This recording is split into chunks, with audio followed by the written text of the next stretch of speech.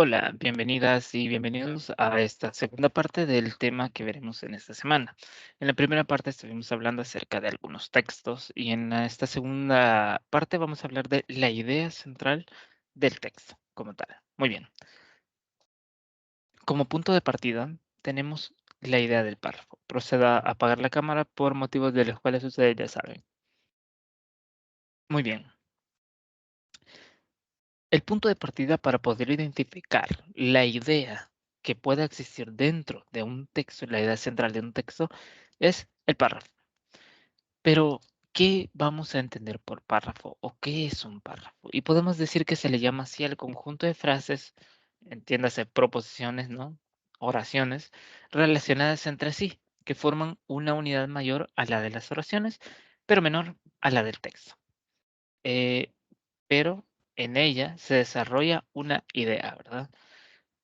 Formalmente se caracteriza por iniciar con una letra mayúscula y finalizar con un punto y aparte o con un punto final. ¿Qué características tiene un párrafo? Bueno, dentro de sus características se encuentran que se trata de una unidad de sentido. Las ideas reflejadas en él se presentan de forma coherente. También es una unidad visual. Se distingue un párrafo del título, del subtítulo, de la bibliografía, de las referencias y de otras partes del texto, ¿no? También cumple con una función específica dentro del texto. Bien puede ser para introducir un tema, bien puede ser para describir, bien puede ser para explicar un tema o para concluir una idea, ¿no? Se estructura en torno a una idea central y esto es bien importante porque para poder decir eso, tenemos que entender qué es la idea central o qué es la idea principal. También se le conoce como idea central o idea principal, ¿no? Es la que presenta en esencia la temática que trata el texto. Esa es la idea central. Y un párrafo puede presentar una idea y principalmente será mejor el párrafo que presente la idea principal. Bien, ¿qué es la idea principal? Podemos decir que todo texto tiene un párrafo específicamente que presenta una idea que resume de forma general el texto. Los párrafos, a su vez, también tienen oraciones que presentan ideas centrales dentro de ese mismo párrafo. Una buena comprensión implica que el lector es capaz de identificar o de captar el mensaje central que hay dentro del texto, incluso si se ha dejado de lado algunos detalles accesorios, ¿verdad? No importa. ¿Dónde puede ubicarse la idea central? Y la verdad es que no existe un único lugar específico en donde se ubique la idea central. Bien puede ser al inicio, al final, o incluso puede estar en medio, o incluso podría no estar dentro del texto la idea principal, pero sí se pueda derivar de este texto. Entonces, veamos algunas de ellas. Primero, cuando la idea principal se presenta al principio del texto. Ya van a ver que en el siguiente fragmento, pues la idea principal se refiere a las condiciones climáticas dentro de los desiertos. Los demás párrafos son ideas secundarias que fortalecen esa idea principal y explican de alguna manera acerca de la oscilación térmica, las rarezas de las lluvias en los desiertos y los seres vivos que habitan en ellos. Pero la idea central es la oscilación climática o la condición climática del desierto. Veamos el ejemplo. El texto se titula La vida en los desiertos y dice así: los desiertos son los lugares más secos e infernales de la tierra, y pocos seres vivos sobreviven allí, debido a las condiciones climáticas. La mayoría de los desiertos tienen una gran oscilación térmica, es decir, que por el día la temperatura puede ascender hasta 50 grados, mientras que por las noches desciende hasta el 0 grados centígrados, ¿verdad? El clima desértico se caracteriza por que rara vez llueve, pero cuando lo hace suele haber tormentas e inundaciones, es decir, que hay lluvias muy fuertes. Algunas de las plantas que sobreviven en los desiertos tienen hojas pequeñas y gruesas, con objeto de limitar la transpiración. Los oasis son los lugares del desierto en los que crece la vegetación y hay agua, y a veces se han formado ciudades a sus orillas. Uno de los animales que mejor soporta el clima desértico es el camello. Puede sobrevivir varios días sin agua gracias a la grasa que almacena en sus jorobas. De todo esto que hemos leído, ¿cuál será la idea central? La primera, ¿verdad? que los desiertos son los lugares más secos e infernales de la Tierra, y pocos seres sobreviven allí debido a las condiciones climáticas.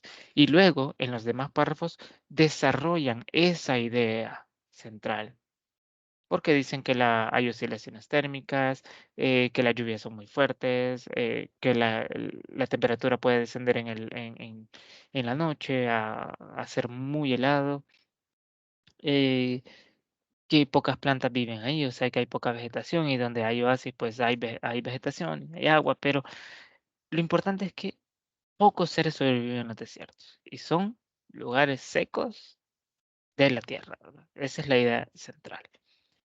También puede ser que la idea central no esté ubicado al inicio de un texto, sino que se ubica al final de un párrafo, ¿verdad? En el siguiente fragmento vamos a ver lo siguiente, que la idea principal se encuentra al final del párrafo. El temor de que el anthrax sea utilizado como arma biológica, y se apoya en ideas secundarias como la confirmación del anthrax, la alarma de la población, etcétera. El texto dice de la siguiente manera. La confirmación de varios casos de anthrax en distintos estados de Norteamérica en poco más de una semana ha despertado la alarma entre la población y las autoridades. Todos temen que esta bacteria, de fácil producción y bajo costo, se esté utilizando como arma biológica. Esa es la idea central.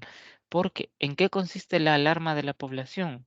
¿Por qué el pueblo está alarmado? ¿O por qué las autoridades están alarmadas por los casos de anthrax? Bueno, porque se entiende o porque se cree que se está utilizando como arma biológica. Y la idea central radica en eso, ¿ya? El temor de la población porque sea arma biológica el anthrax. Bien, y finalmente, o bueno, ya para ir finalizando, eh, puede ser que la idea central no esté ni al inicio ni al final, ¿verdad? Sino que esté implícita dentro de un texto. Y es que en este último caso la idea central no está expresamente en el texto, ¿verdad? Sino que se debe intuir a partir de todo lo que se esté leyendo. Por ejemplo, en la fábula La liebre y la tortuga, ¿verdad? O el conejo y la tortuga, como algunos la conocen, presenta la idea principal de forma implícita.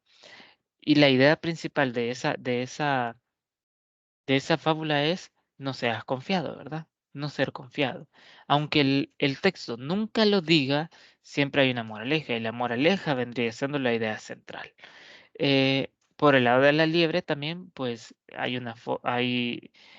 por el lado de la liebre, ¿verdad? No ser confiado. Y por el lado de la tortuga, la idea central vendría siendo que cada esfuerzo tiene una recompensa. Así, por ejemplo, si ustedes leen el Príncipe de Maquiavelo, hay una parte específicamente en donde dice que no importa, ¿verdad? Lo voy a parafrasear, ¿no?